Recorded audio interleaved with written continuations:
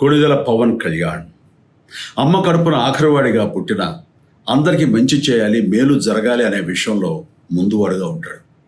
తన గురించి కంటే జనం గురించి ఎక్కువగా ఆలోచించే మనస్తత్వం నా తమ్ముడు కళ్యాణ్ బాబుది. ఎవరైనా అధికారంలోకి వచ్చాక ప్రజలకు ఏదైనా చేయాలనుకుంటారు.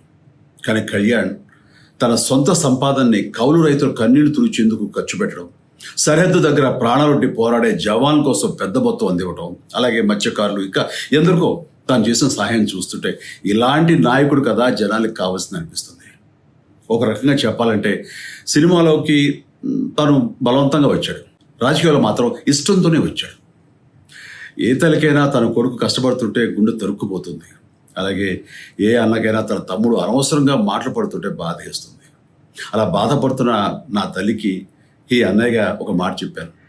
నీ కొడుకు ఎంతోమంది తల్లుల కోసం, వాళ్ళ బిడ్డల భవిష్యత్తు కోసం చేసే యుద్ధం అమ్మా ఇది. మన బాధ కంటే అది ఎంతో గొప్పది అన్నాను. అన్యాయాన్ని ఎదిరించకుండా మౌనంగా ఉండే మంచివాళ్ళ వల్లనే ప్రజాస్వామ్యం మరింత నష్టం అని నమ్మి జనం కోసం జన సైనికుడు అయ్యాడు. తాను బలంగా నమ్మిన సిద్ధాంతం కోసం తన జీవితం రాజకీయాల్లోకి అంకితం చేసిన శక్తిశాలి పవన్ కళ్యాణ్. ప్రజల కోసం, రాష్ట్ర భవిష్యత్తు కోసం ఆ శక్తిని వినియోగించాలి అంటే చట్టసభలో అతని గొంతు మనం వినాలి.